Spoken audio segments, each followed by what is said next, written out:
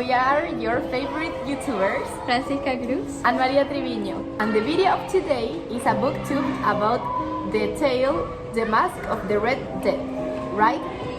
By Edgar Allan Poe. Now I'm going to tell you a biography about the writer of the tale. Edgar Allan Poe had a difficult childhood because at the age of 2 he was an orphan child and he hadn't the best relationship with his adopted parents. Edgar Allan Poe wrote a lot of books, but the most famous is The Raven. At the moment, he is considered the father of the psychological horror. And he is so important because he revolutionized the literature with his dark, gothic, and psychological style. Okay, now we're going to do a resume about the tale. Well, Prince Prospero with his friends, ladies and gentlemen from the court, hide in a castle owned by the prince to avoid getting infected with a disease called the Red Death. He orders the castle doors to be permanently closed to prevent others from entering and the plague from spreading. After 6 months, he decided to do a party. There are different rooms decorated with different colors. At midnight, a masked and unknown figure appears at the place and provokes the fear of the guest. Prince Prospero requests to expel the figure and decides to take justice into his own hands. Finally, when he's about to stab the figure, he collapses dead.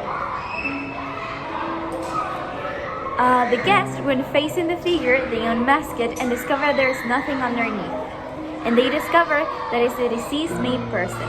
And one by one, they die from the Red Death. Well, the figure of the Mask of the Red Death could represent in the text the death itself or a disease. In the case of death, the inevitability of the death is represented, which no matter how much you try to postpone or avoid, it will still come.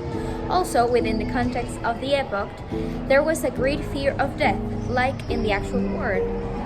And also could represent a disease. Although the figure of a disease-made person doesn't exist, it's the symbol of illness, this case of a fictional disease.